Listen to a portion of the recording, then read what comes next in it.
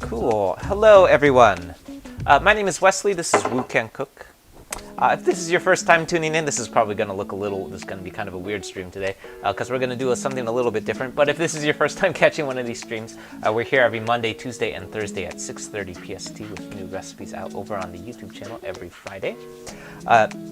We haven't been doing this every Thursday, but every couple of Thursdays, probably like 1 or 2 Thursdays a month, I've been doing a stream called Woo Can Cook, whatever you tell me to cook, which is a series where I've been putting together things that are recipes that are assembled based off of the things that people vote for over on my YouTube channel.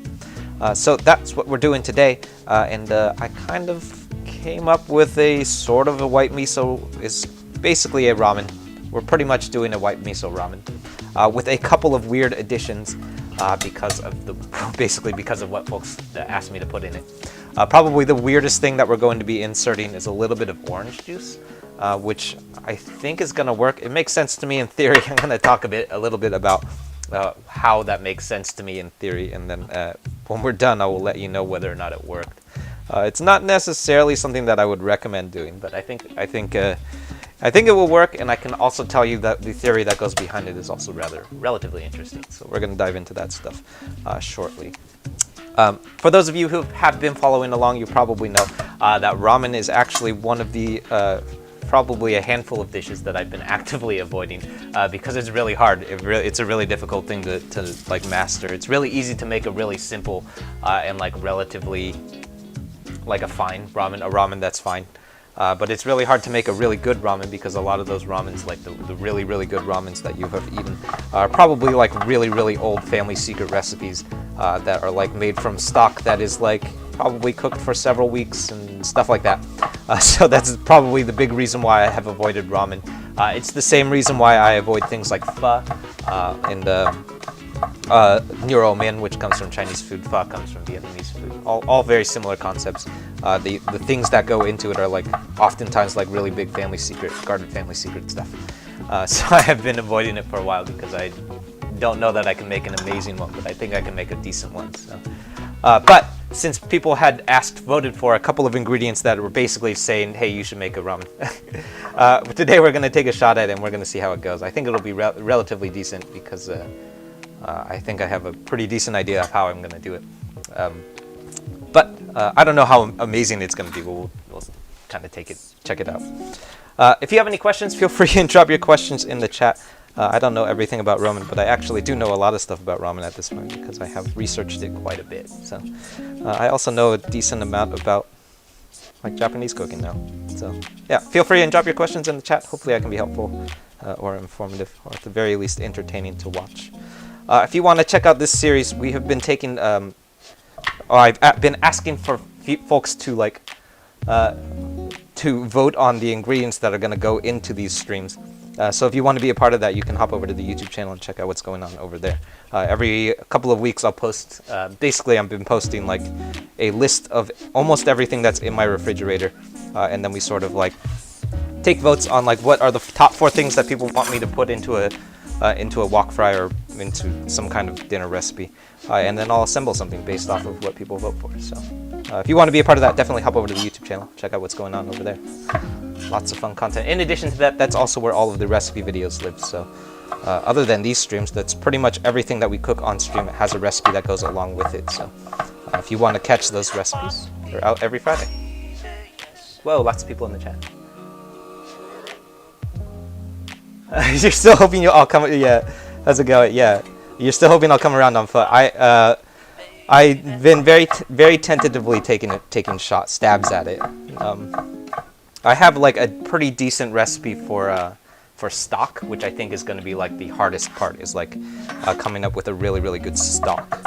And then after that, like once you nail down the broth on these recipes, it's pretty much downhill from there.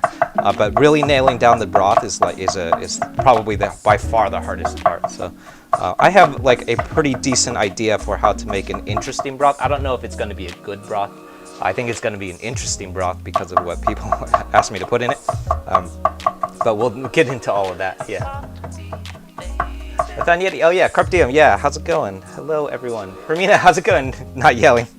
Yeah, all caps.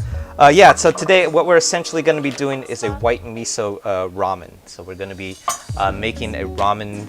We're using this stuff today, which again, so if you're asking me, we're going to be using this dried ramen stuff. It's the same stuff that goes in instant ramen. Because it's one of the 4 things that folks voted for were that dried ramen, a little bit of orange juice, there were some frozen corn, and actually the last thing that people had voted for was a little bit of broccoli, which I do have to cheat on because the little bit of broccoli that I said I had, it actually went bad, so we don't have broccoli anymore. So I'm going to add the next best thing, or the next top voted thing, which was a little bit of soju. So we're going to take a look at those things. So what I think we'll come up with is a pretty decent rendition of white miso curry. So I think we'll come relatively close. Whether or not it's going to be amazing, it's going to be interesting. But probably the trickiest part about what we're cooking today is going to be how to work in that orange juice, because as you can probably guess, orange juice, it doesn't go into ramen. It doesn't go into anything. You're just supposed to drink it. It's just orange juice. Yeah. Yeah, so I'm going to try and figure that out. Or at least we're going to take my best shot at how to work that orange juice in. But my idea is that orange juice, just like anything else that comes from citrus, is an acidic element. So we do very similar things when you cook Thai food. Now, I will also start by saying that I haven't proved any of this. I don't know that this necessarily works. So, but we do a very similar thing when we cook things like Thai food, for example, is you take the acidic element that you would normally find in a wok fry, so things like Shaoxing wine or sake or mirin or anything that comes from alcohol, rice vinegars of any kind really. All of those things, they're adding an alcoholic brightness and a little bit of sweetness that comes through. If you see me cooking Chinese food, very often you will see me using something like Shaoxing wine, which is like a dry cooking sherry that comes from Chinese cuisine. If you see me cooking Japanese or Korean cuisine, sometimes I'll be adding some kind of sake. And in Thai food, but yeah, I guess that's like the really interesting thing is that in Thai food, very often that acidity, it comes from lime. So you get it from lime. And sometimes you might even see, like in Japanese cuisine, you'll see the use of lemon. So my thought process is that if we are going to try and work in orange juice, especially if it is like a no additive orange juice like what we have today, you could probably, hypothetically, you could use it as an acidic element. And it should work, I think. So that's what we're going to do today.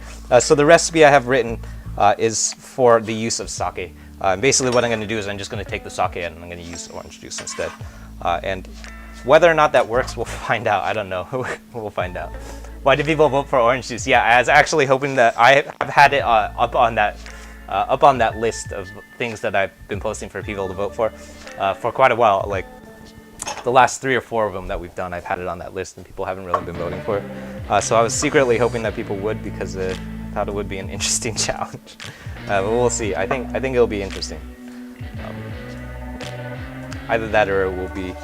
I think it will be either interesting or you won't taste it at all. It's going to be one or the other. Because I'm probably going to err on that side of using less than more. So yeah, essentially what we're going to be doing today is taking the alcoholic acidic elements that you would normally see me putting into a ramen.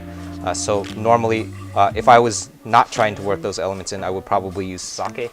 What I'm going to do is I'm going to take that sake out, and then we're going to substitute it for a little bit of orange juice. So we're going to use 2 tablespoons of orange juice, and then I'm actually going to work in 1 tablespoon of shochu, which is like a rice wine. But it's a rice wine that you normally would not use in like cooking. It's for drinking, and it's this. So this is a bottle of shochu. My brother gave it to me. I think it's been in my refrigerator for like a year or something. Hopefully it's still okay. But there's only like a sip left. Yeah. Orange juice ramen. Yeah, that's essentially what we're doing. Yeah. I think it's gonna work. I think it'll be okay. Yeah, Tim, how's it going? Yeah, what are we doing? So we're essentially doing what we're cooking is basically a white miso ramen. So, and then what we're gonna do is we're using a couple of elements that folks have voted for. So the things that people have voted for was a little bit of orange juice, a tiny little bit of shochu. There's not actually that much. I think there's like maybe a sip. So there's probably like a tablespoon, maybe even less. And then what is the last 2? We're using some frozen corn and then some dried ramen noodles. And I actually only had like 1 little brick of ramen, so I actually just went out and bought some more ramen. So we'll see how that works out. Cool. So what I just finished chopping up, I just talked through my whole way through this, is our aromatic elements. So here's my garlic, my ginger, and then I just chopped up some green onions. But you'll notice that I separated the green onions. So here are the whites of the green onions, and down here are the greens of the green onions. So we're going to set these greens aside. These are going to be part of our garnish. So we're going to have a couple of garnishes today, because that's basically how ramen works. Is it's more or less a giant broth that has a protein in it. Today we're going to be using ground pork as that protein. And everything else is a garnish. So very often you'll see things like, today we're using corn, but you might also see things like bean sprouts. You could see like julienne carrots, veggies of some kind. All of those things are basically just put right on top. So this is going to be one of our garnishes today. One of our many garnishes, I should say.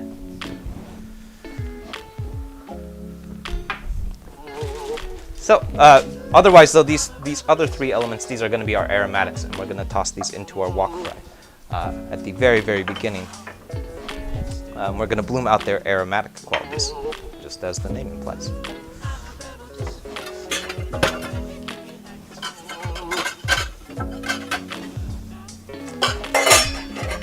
Yeah, Vivid Seaman, how's it going? Hello, everyone. Thanks for tuning in. So next up, this is going to be about half a pound of ground pork. Excuse me.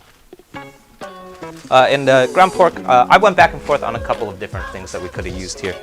Ground pork, I think, is probably the most traditional thing. It's like the most commonly found thing, probably because it's really cheap. What we're going to do is we're going to fry this up in our wok fry, which means that we have to marinate it the same way that you would in a wok fry. Basically, what we're going to do is we're going to par cook it first. So we don't just want to drop raw ground pork into our stock, because basically it won't really taste like anything. It will just be boiled pork, which is not going to be very tasty. So what we're going to do is we're going to par cook it first. And if we're going to par cook this pork, then we need to marinate it and treat it a little bit differently in order to make sure that it cooks properly. So which means that it's actually going to start looking a little bit like pretty much every other wok fry that we do. So I have kind of like a go-to marinade for ground pork that I use for a lot of wok fries. Sometimes I'll add to it. Today I'm not going to add to it because I wanted to keep it relatively simple. This is 4 tablespoons of soy sauce, and that's actually the only place where soy sauce is going to come up today. Followed by, this is going to be half a teaspoon of white pepper.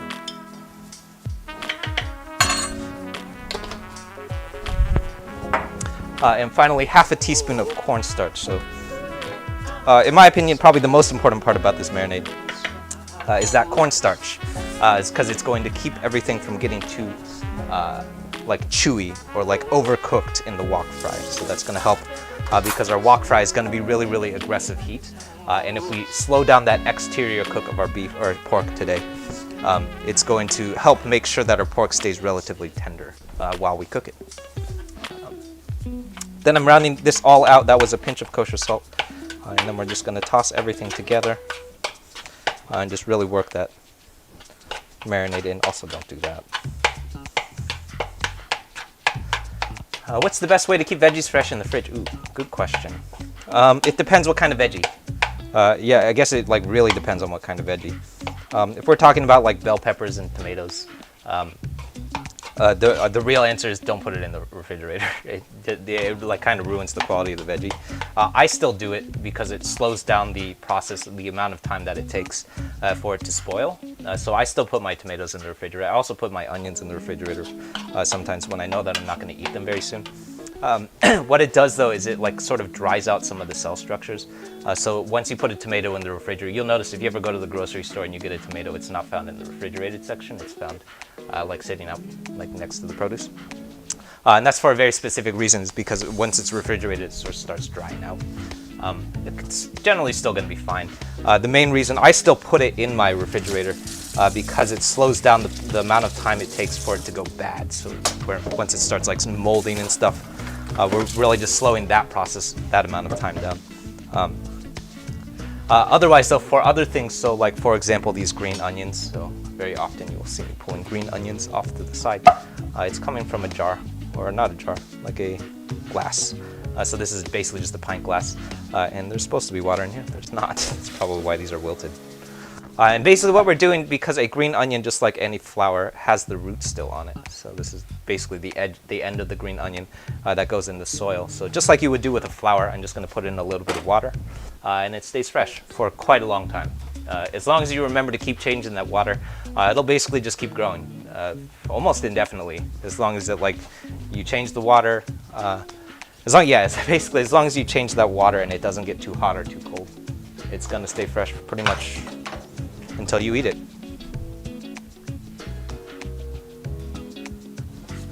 Yeah. Ooh, celery peppers. Yeah. Same thing. I'd like put it, if you have a crisper jar, put it in the crisper jar. But it is going to it's going to start drying it out a little bit. So if you plan on eating it pretty soon, I always recommend it. If you're planning on eating those veggies soon, don't put it in the refrigerator because it's going to taste better if you don't. So like for example, when I put onions in the refrigerator, it dries up some of that cell structure. So when you chop into it, it's not quite as crispy, not quite as juicy. It's still fine. It's still an onion. Once you cook it, it's going to be relatively the same because you're cooking out a lot of moisture anyway. But if you do plan on eating it soon, don't put it in the refrigerator. It will stay fresher that way. But if it's like, if you're not you buy like 3 of them and you're only planning on eating 1 or 2, yeah, just throw 1 in the refrigerator and it'll stay for longer at least. Yeah. Ooh, do I use tokarashi? Yeah, I do. I don't have any. I don't have any. Well, maybe I do. I might have some, but I would have to like dig around for it. Honestly, I don't know where it is. It's probably like all the way in the back of my cupboard. So I'm not going to use it today, but purely just based on the fact that I don't know where it is. Cool. So next up, what we're going to do, so that was all of our veggies. What we're going to do next is we're going to combine 2 different things. So the 2 things that are going into our stock today, first thing is some beef stock. Actually, I think we're using lamb stock. I don't remember which bones were in this stock. I think it's beef stock. And so we're going to use 4 cups of stock. But before we get to that stock, the other thing that we want to assemble is all the miso paste and everything else that's going to go into that stock. So that's really important because miso paste, as you can clearly see, it's a pretty solid substance. So if you try and drop miso paste straight into that stock, you could probably lose it. You might just completely lose it. You won't know where it goes. But more likely is it's just not going to break up at all. So it's gonna get like sunk to the bottom. And what we really want to do is make sure that this stuff sort of breaks down before we add it to our to our soup base. So I'm starting off with, that's going to be 2 tablespoons of miso, which kind of feels like a lot of miso, but I think it's going to be appropriate because it's kind of the most important ingredient. Yeah. Next up is going to be a single tablespoon of doubanjiang. Today we're using, this is a Chinese doubanjiang. There is a very, very similar thing that comes from Korean food too. It's called Gochujang. And I think you can even find Korean doubanjiang too. Today I'm using Chinese doubanjiang because it's the one I have. So they're relative, they're essentially the same, conceptually the same idea. It's a paste that's derived from the fermentation of chili, so it's kind of similar to miso paste, but it's got a little bit more heat. So we're using a little bit of doubanjiang today to kind of just introduce a little bit of spiciness and kind of like the spicy ramen quality that we're looking for. Do I leave the spring onions in the glass with the, oh, is it in the fridge? No, so it's literally like right here. So next to me is more counter space, and then I just stick it over here. So you could, just like you would with a flower. So if you had like a vase of roses or a vase of lilies or something, where like flowers that have been cut and they're not like in soil, you just put it in the vase and then pour some water in it, and the water keeps it fresh. The difference being that, like, unlike a rose that has been cut from the stem, the green onion has not been cut, it's just been pulled out of the soil. So green onions, same with spring onions, same with chives. They're pulled out of the soil, and right here at the bottom you can even see this is the root. This is the root end right here. That goes into the soil. So if you just put this root end into water, it will just literally just grow into another green onion. So over in another jar, I have more green onions. This is just the root ends of many of the green onions that I've chopped up. And I just put it into some water, and it has literally just started to grow into another green onion. And then once they grow like a little bit larger, then I have like a little like pot of soil outside.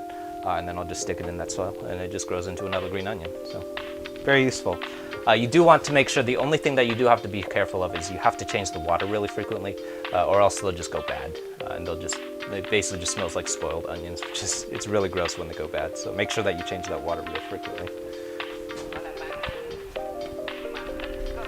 Yeah.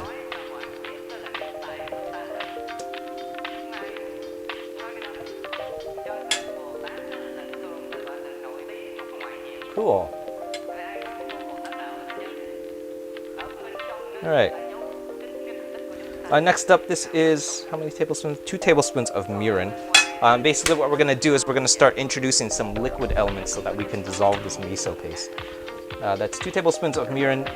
Next is going to be, this should be 2 tablespoons of sake. So since we're trying to work in, what we're using right now is literally just orange juice. That is not meant for cooking. But I'm going to try it. Let's see what happens.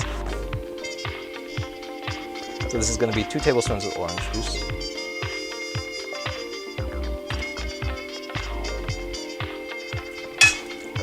My thought process is that's going to introduce a little bit of sweetness and a little bit of acidity in the same way that sake would do. Maybe? Who knows? Next up, this is going to be a single tablespoon of shochu, which, just like sake, a little bit of alcohol, a little bit of brightness. And last up is a single tablespoon of sesame oil. And then what we're going to do is we're just going to break down this miso paste. So we just want it to turn into a liquid substance so that we don't have large clumps of miso paste floating around in our stock.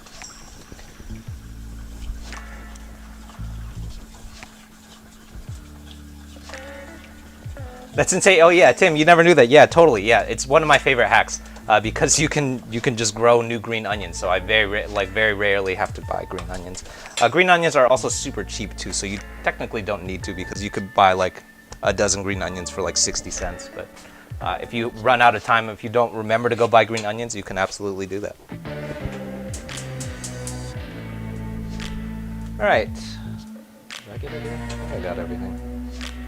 I'm sort of winging it right now, so I just want to make sure I don't skip anything. Yeah, I think I got everything. Cool.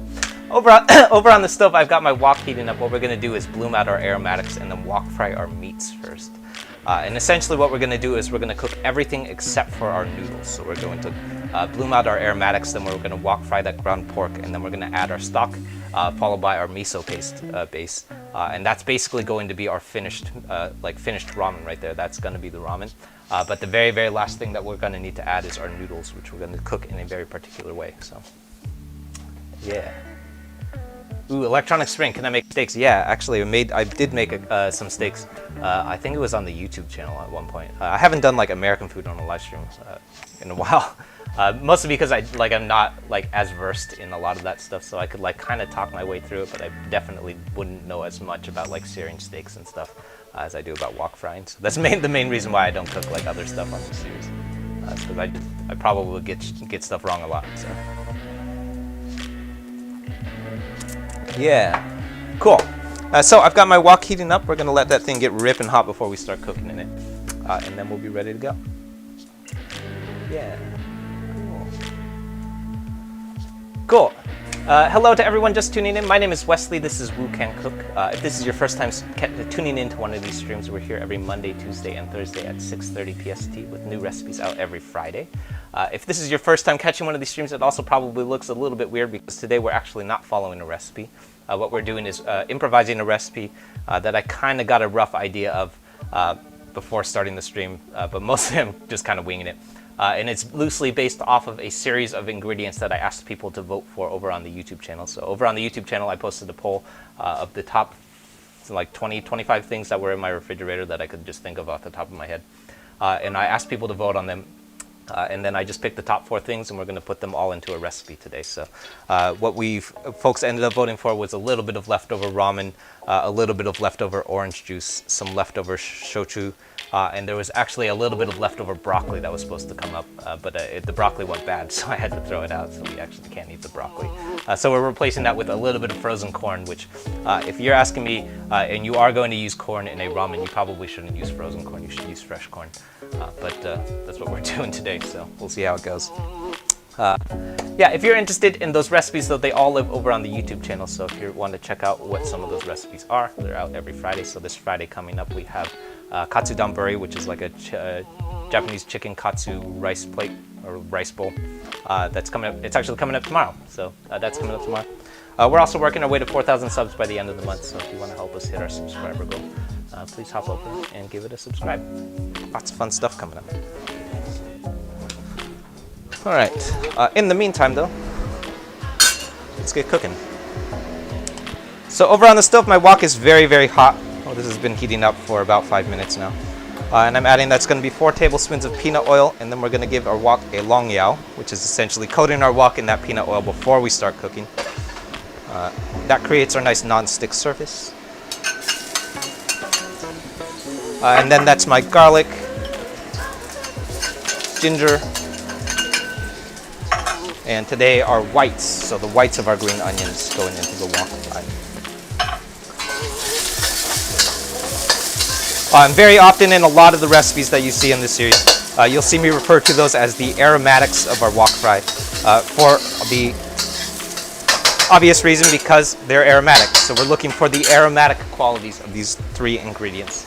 I usually say it takes about 10-15 seconds, but use your nose at this point.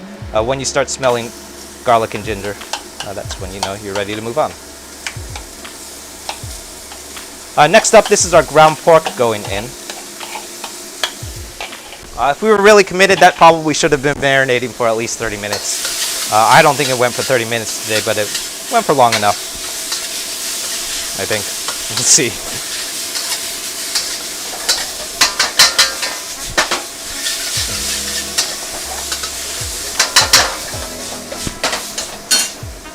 And the best part about ground pork, or at least my favorite part about ground pork, is that it has a lot of fat in it. So as we start cooking that pork, all of that fat is going to start rendering out into a liquid form. So we're going to start seeing all of that ground pork fat sort of pulling up at the bottom of our wok.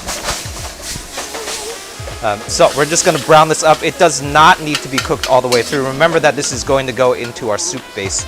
So it is going to cook for another like 15 minutes once we're done here. So what we're really just trying to do is pick up a little bit of color on that pork before we introduce it to our soup. Yeah, the wok. Yeah, the wok. Yeah, gotta love the wok.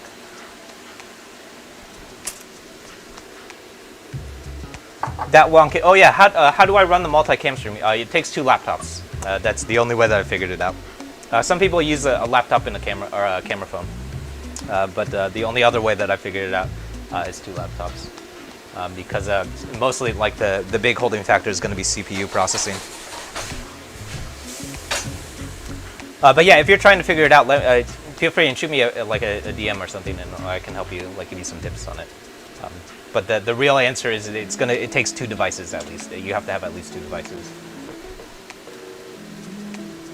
In the marinade, soy sauce. So 4 tablespoons of soy sauce. That was about half a teaspoon of cornstarch, and then half a teaspoon of white pepper. And I saw someone ask earlier if you could use black pepper. You could totally use black pepper.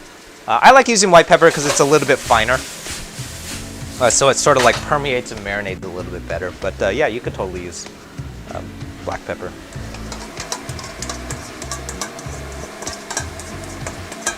Next up going in is our miso paste mix.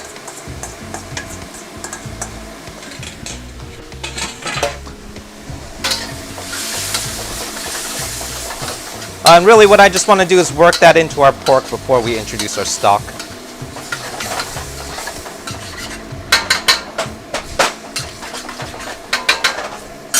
I think that orange juice is going to work. I think this is pretty genius. All right, last up is going to be 4 cups of stock. So this is beef stock, but you could use veggie stock. You could use chicken stock, whatever you got. You could probably use dashi stock. That probably wouldn't be super traditional, but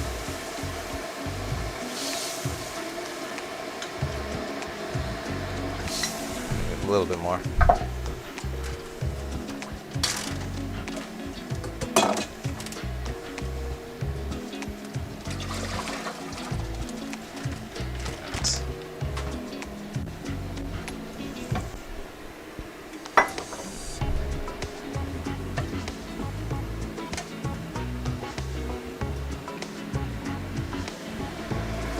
There's 1 more cup.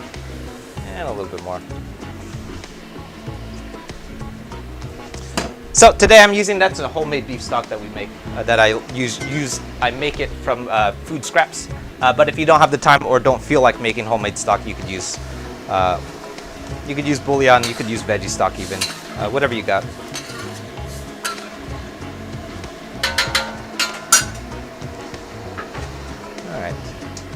So once that stock is in, you'll notice there's no more like simmering or anything, no more real like a hard boiling or anything like that. So what we're doing is we're going to set up our wok ring here, and then we're going to let that simmer for a little bit.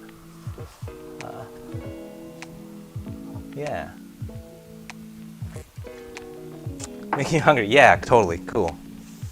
All right. Let's see. How am I going to do this?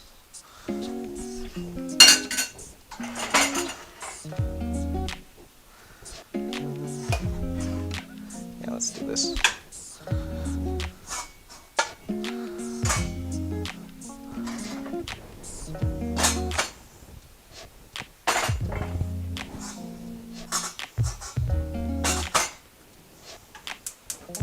All right, so I'm switching pots out here. I just moved my wok over to my side burner so that it can simmer. And meanwhile, we're going to cook up some dried ramen here. So if you're asking me, and I was making a ramen based off of whatever I felt like using, I would probably use something fresher, so probably like at least something that's like packaged fresh. I don't like this freeze-dried stuff because it's like a little bit chalky, but it'll work fine. What's really important to note about what we're doing right now is that we're treating our ramen very, very differently from how you would treat anything, probably like any other type of pastas that you come across. So super different from things like spaghetti, or fettuccine, any kind of dried Italian pastas. In all of those types of cuisines, you'll probably see those recipes call for a couple of things. Probably the main thing that you'll see those recipes call for is a huge amount of salt going into the pasta water. So usually like 1/4 cup of salt, maybe even more than that. And what that's trying to do is infuse that pasta water with a lot of flavor. Also, it infuses the pasta itself with a lot of flavor because it's how you season the pasta water. In this particular case, and actually this is actually true for most noodles that come up in a lot of Asian cuisine, that's actually not a technique that you do in a lot of Asian food. So it's definitely not something that comes up in Chinese food. For sure not something that comes up in cooking like ramen. I've never seen it come up in most like Korean cuisine either. It's specifically a European concept. So what we're going to do is we're essentially just going to flash cook these, so this will probably cook for about 2 minutes, maybe even less than that. Most folks have done this before. Basically what we're making is top ramen, right? So what we're going to do is we're just going to flash cook that. It will take a very, very short amount of time, maybe like 2 or 3 minutes. And then we're going to throw it into a bowl and then top it over. That's basically it. That's ramen. What's really important though, and actually this is probably something that I see lots of people do when they make top ramen, is you don't want to overcook this stuff. Especially the freeze-dried stuff, it can overcook. Lots of people don't realize this, but you can absolutely overcook that stuff, so don't let that go over. We want to make sure that we don't overcook this stuff.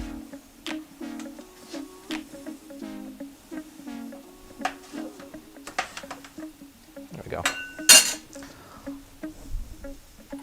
I don't need that to be like fully cooked either. What we're going to do, I'm mainly aiming for like a pretty al dente pasta or noodle.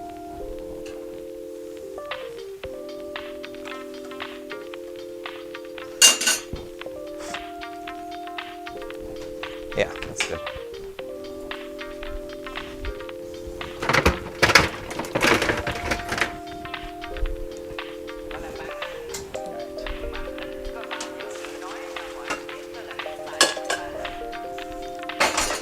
So that's that.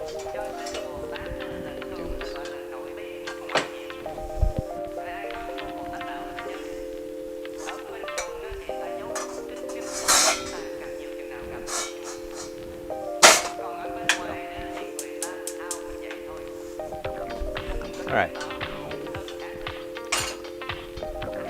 Yeah.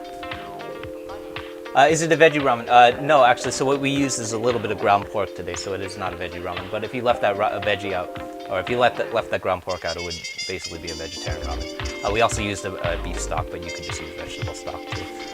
A lot of the things that I cook are very easily, especially like Asian stuff, very easy to make a vegetarian because all you have to do is just leave out the meat element. And generally in a lot of like, especially Chinese stuff, there are at least 2 other proteins. So like for example, a mapo tofu has obviously has tofu in it, but it also has ground pork in it. So if you just leave that ground pork out, it's still totally a viable dish. It just doesn't have that pork in it. So a lot of those dishes, like hangsha tofu, for example, that's one of my favorites. Is a tofu dish that's specifically made for tofu. So that's always like my go-tos when I like think about like how to make vegetarian or vegan. I had a friend that recently went vegan, so we've been working out like different ways of like making some of these recipes. Vegetarian is relatively easy. Once you start getting into vegan though, it gets really, really tricky because a lot of things that come from Asian cuisine are not like meant to be vegan, because there are a lot of things that are like derived from the fermentation of some kind of animal, usually fish. So usually things like fish sauce, oyster sauce, all of those things, they're coming from some kind. Kimchi has an anchovy in it. All of these things that are coming from the fermentation of fish. So a lot of that, like those qualities of flavor, they're coming from that. So that makes like vegan recipes a little bit more difficult, but vegetarian recipes totally doable. Cool. Yeah.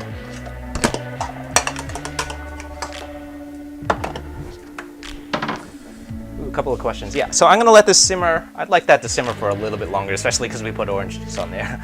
I want to cook off some of that acidity. The other thing that we want to remember, you'll also notice that I have not added any salt whatsoever. That's very, very intentional. We want to wait until the end until you start adding that salt. You might not even need to add salt. Mostly that's because once it starts reducing, that's when you'll know what it's supposed to taste like. But if you taste it before it starts reducing, you might taste it and say it needs salt and then add salt and then it reduces, and then you taste it again and it's going to be too salty. And then once something's too salty, you can't remove salt anymore. So you can always add salt. You can even add salt on the table, but you can't remove salt. So be very careful, especially when you're working with broths or any kind of stews. Don't over season and don't start seasoning until it's done. Yeah. In the miso, what was in the miso? So it was 2 tablespoons of miso and then a single tablespoon of dobanjang, which is like a similar kind of fermented paste, but it comes from Chinese cuisine, and it's basically fermented from a chili pepper. So it's going to give us a little bit of heat. So you see like that reddish quality that's coming from the dobanjang. And then the alcohol elements were 2 tablespoons of mirin, which should have been 2 tablespoons of sake, but we actually used orange juice instead, which I think is why it's a little bit orange too. And then a single tablespoon of shochu, which is basically that's essentially what sake is. It's like a rice wine. And mirin is also a rice wine, but it's a lot sweeter, so it's more syrupy and concentrated. And then there was a tablespoon of sesame oil. Normally I would give you a recipe, but I actually have not actually written a recipe, so we'll see how it goes. Yeah, you could totally replace the ground pork with like a meat sub. You could probably use like tempeh or something like that.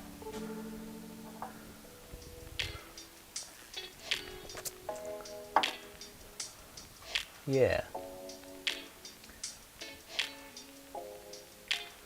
Oh yeah, where can you get the wok? Yeah, so the wok, I got this wok at a restaurant supply store. I always say, so lots of people ask about like where I got that wok or like what the brand of the wok is, but I actually have no idea because it doesn't actually have a brand. I got it from a restaurant supply store. So if you live in Oakland or if you live near Oakland, I got it from Chenko in Oakland, Chinatown. But if you don't live, there's actually also nothing particularly special about it. It's literally just a piece of carbon steel that's shaped into the shape of a wok. And I actually think that's a lot more important is the metal composition of the wok rather than like the brand of the wok. So I love when people ask me about like what types of woks to get. I always recommend getting something that can retain a lot of heat or like develop a lot of heat. So carbon steel is really good for that because it gets really, really hot. And it also distributes the heat really well. So it will like evenly heat very, very hot. So that's very useful.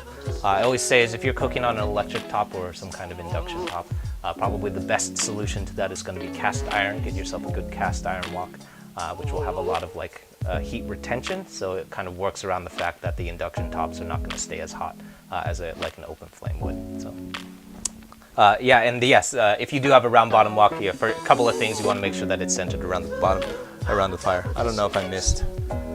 I was kind of fumbling because the fire was on, which I also recommend that you don't put the wok ring on while the fire's on, but whatever. And also, yeah, if you do get yourself a round bottom wok, the other thing that you want to make sure is that you get yourself a wok ring too, which is what is going on underneath the wok, which is this thing right here. What it's doing is essentially keeping the wok from rolling around on the stove. You'll probably also notice that I didn't add it until the very, very end. So I didn't add it, that wok ring until I added all of the liquid element, basically until I added the stock. And I don't know if this is something that other people do. It's something that I definitely do. Is I don't like cooking with that wok ring on because it makes it hard to like toss and move the wok around. So the only time that I really use that wok ring is when we're simmering or if there's like a lot of liquid in the wok. I always use it when I'm deep frying because I want to make sure that the fryer oil doesn't fall off and then I burn myself with fryer oil. Anytime that I'm being very careful about making sure that that wok ring doesn't spill or the wok doesn't spill. But otherwise, if I'm just like stir frying, I'm trying to toss or something, you'll generally just see me leaving that wok ring off because it just gets in the way.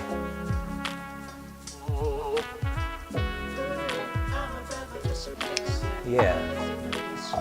Cool. What's my favorite food to eat and reheat? Fried rice, for sure. We've been making a lot of fried rice on Chef, which is like meals to order for basically like caviar, but here in the Bay Area and from home kitchens. Everything that's delivered from Chef is cold, so I've been making a lot of fried rice, like cooled down, so like refrigerated temperature fried rice, and then delivering it, and it works really well. Fried rice reheats really, really well. Anything that's like made from leftovers is going to reheat really well. So the reason that fried rice reheats really well is because it's made from stale rice.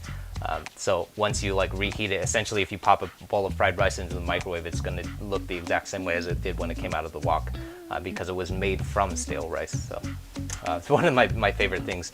Also, like one of the big tips that people don't realize when they order fried rice from the restaurant is that what you're eating is leftover rice. That's how it's made. Cool. Nope, this camera is not on. Good info on the wok ring. Yeah, let me know. Yeah, let me know if you get into a round bottom wok. I love having a round bottom wok over a flat bottom. It takes a little bit of getting used to because it's like you have to like understand how to balance it. I have definitely dropped the wok many times, more times than I'd like to admit. I have dropped the wok because it like rolls around if it's not on a wok ring. But I like it a little bit better because you can like maneuver around it a little bit. And it kind of like moves around a little bit. You have like a little bit more like control over like how the stir fry is going. If you're like super familiar with like frying pans, though, the flat bottom woks are going to feel a little bit more familiar. All right, we have like 2 different kinds of noodles here. That's why it's 2 different colors if you're paying attention. This is truly a leftovers kind of night. So that's our ramen, and then what we're going to do is spoon our stock on top. Actually, this I think needs to happen on this other camera. Nope. There we go.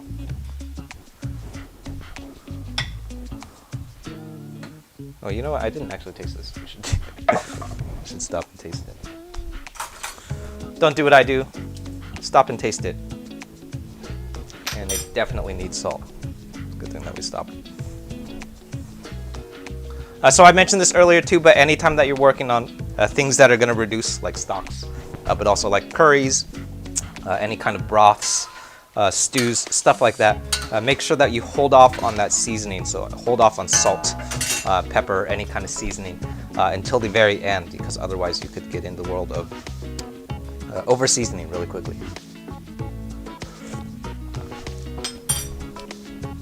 A little bit more.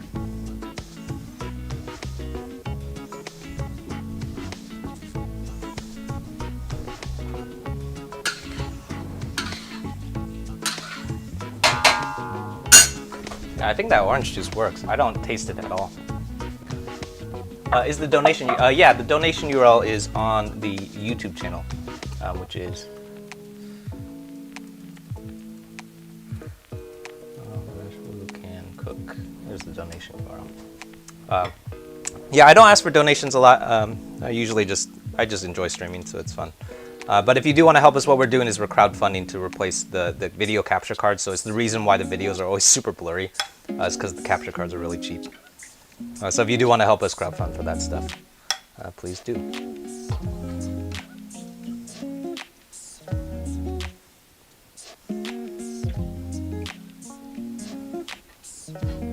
All right. It's looking a little precarious. I'm going to move it to another bowl.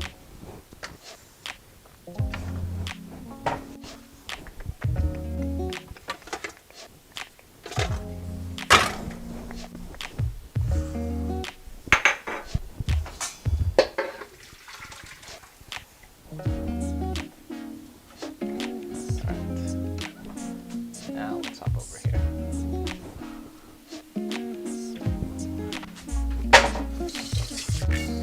The last thing that we want to do anytime that we're done wok cooking, you'll see me do this at the end of every stream pretty much, is clean your wok. While the wok is hot, it has a non-stick surface going, especially things like carbon steel woks.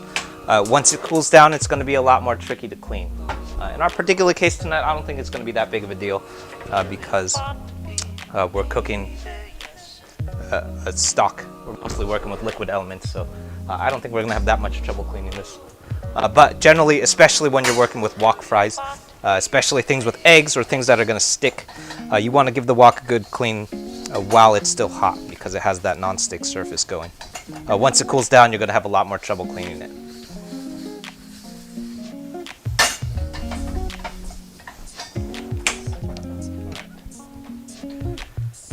So let's top this up. All right, last couple of things that we're going to add here. This is going to be a handful or so of frozen corn. I think the frozen corn is going to work just fine. What's going to happen is it's going to defrost in the stock. So once we start, once that sort of heats up, that's going to defrost real nice. Otherwise, though, I would generally say is if you are going to use corn in the ramen, I would say use fresh corn. But we'll ask for it. You could definitely garnish with a parsley. It probably would not be the super traditional thing. What I am going to use instead is going to be, this is a little bit of nori. Oh, and I forgot our eggs.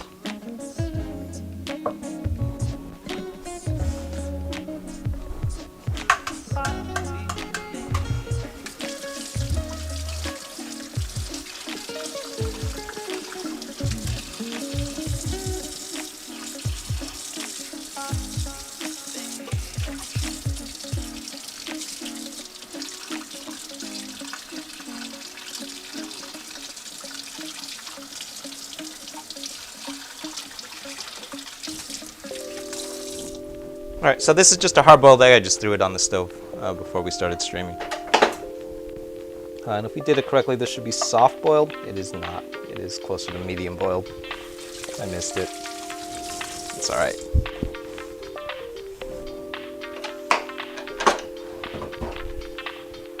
What you want when you do make a ramen is it should be soft-boiled.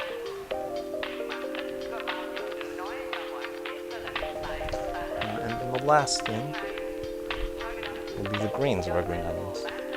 So yeah, you could totally use parsley. Most often when you see a Chinese, something Asian, you probably more commonly you will see the use of green onions instead. Anything green though. Cilantro will work too. All of those things will work. A little bit off balance.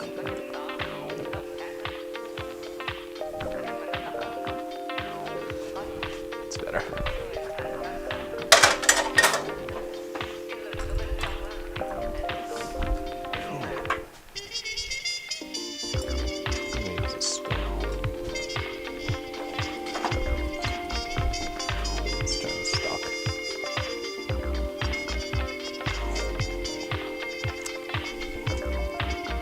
Ooh, yeah, that stock's real good. You definitely cannot taste the orange juice. It's way back there now. The acidity and sweetness play really nicely. And just it's acting in all of the same ways that you would use alcohol. And so for the same reason that when you use alcohol in a recipe, the alcohol itself will burn off. So what you get from it is a little bit of brightness and a little bit of sweetness. So I think I might say dial back on the orange juice a little bit if you do choose to use orange juice. Probably if I'm going to actually do this recipe, I would just use sake. But if you run out of alcohol, so if you don't have sake, I always say if you don't have sake, you could use something like white wine. You could Shaoxing wine, you could use dry cooking sherry, anything that's alcoholic. You could probably even get away with using a little bit of red wine. If you don't have any of those things though, it seems like the acidity from the orange juice is working okay too. It's a little bit like trailer trashy, but I think it works. I think it actually works really well because the acidity is doing a lot of work for us. And then after that, all of that miso paste and that like the dobanjang and everything else, like that's where like the real like source of umami is coming from. And this is also, I was like going back and forth on whether or not to use more soy sauce here. I think I might say use a little bit more soy sauce in the stock. And then I will probably work out a way to do an actual recipe for this. So if you haven't yet, hop over to the YouTube channel and give it a subscribe. Every Friday there's a new recipe coming out. And I've been kind of test driving recipes with this series. So if you subscribe over there, I'll probably be filming this within the next week or two, and I'll probably get a recipe for this up very soon. Yeah. Yeah.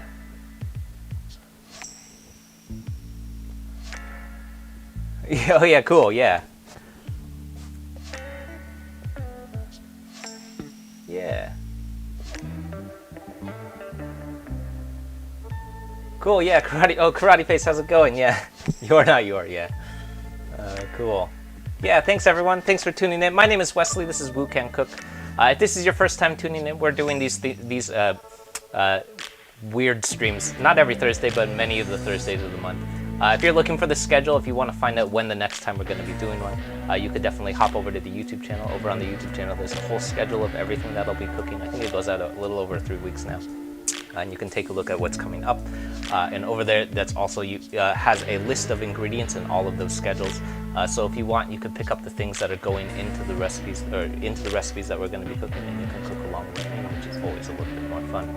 Because then we can talk about all the things that we messed up. I don't think I actually messed up anything today. Well, I messed up these eggs, but generally I mess up at least one thing on every recipe. So if you want to hop over and cook with me, it's always more fun. With the other streams, so this one's a little bit weird, but with the other streams that we've been doing, you will generally find a recipe that goes along with it. So every Friday we have new recipes coming out. This Friday, so tomorrow, we have a recipe for a katsu donburi, which is a Japanese chicken katsu rice bowl. So it's like cooked, braised. It's basically a katsu fried chicken katsu cutlet that's braised in like a stock. And then it's served over rice. So we have this nice rice bowl quality to our katsu. And it's kind of like the solution to making use of leftover fried chicken katsu. So that's coming out that's coming out tomorrow, and which means that every Monday we're probably going to be cooking through our recipes. So this coming Monday we'll be cooking through it live too. So If you're looking for that stuff, or if you're interested in watching that kind of stuff, definitely hop over to the YouTube channel and give it a subscribe. We're working our way to 4,000 subs by the end of the month, so if you want to help us hit our subscriber goal, please do hop over and give it a subscribe. Tim, oh yeah, Tim, there's definitely a Twitter. Everything, so there's a Twitter, Instagram, TikTok, and the YouTube channel. All of them are under Wukan Cook, so you can find all of those things in all of the places. Lots of people have been asking about the music too, so if you're looking for that stuff, it all lives over on the YouTube channel for the music, which is Woo Cooks Beats, which is over here. Thank you for reminding me to link that stuff.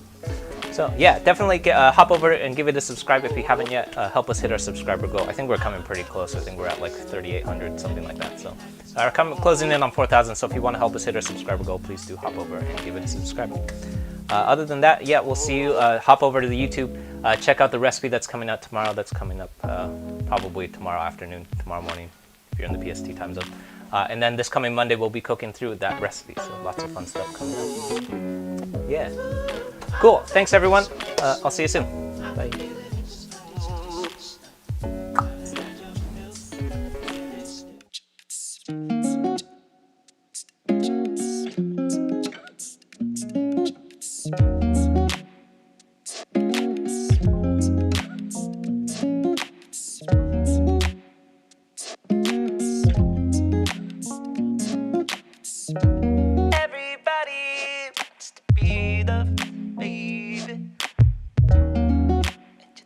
If you think that you don't know,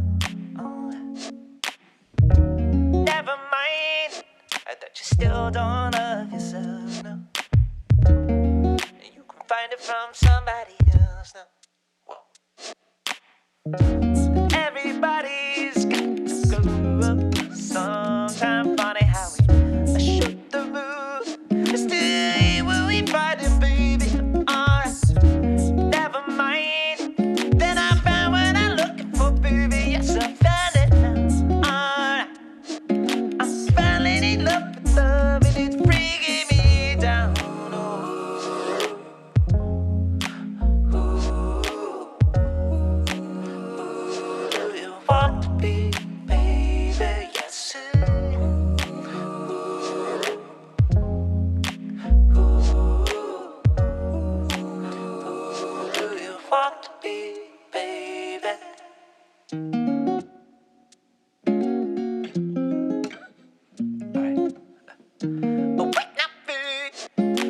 Everybody wants to be fulfilled.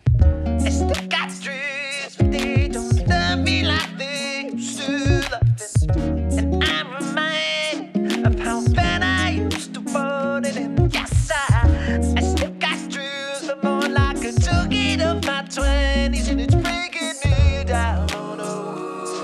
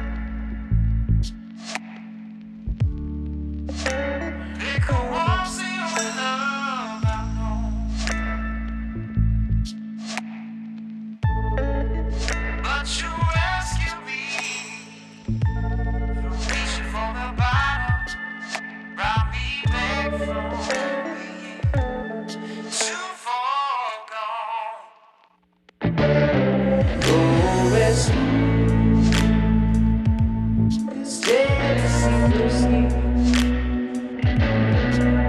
You're real sweet as strawberry wine. You're as warm as a glass of brandy. Darling, I'll stay stoned on your lip all the time. I live for love, all the same old places. Found a bar was always down. But you poured out your heart, and I didn't want to waste it. There's nothing like love to give me high. You're as smooth as Tennessee whiskey. You're as sweet as strawberry wine. Ooh, yeah. You're as warm as a glass of brandy. Darling, I'll stay stoned on your love all the time. You're as smooth as Tennessee whiskey. You're as sweet as strawberry wine. You're as warm as a glass of brandy. Darling, I'll stay stoned on your love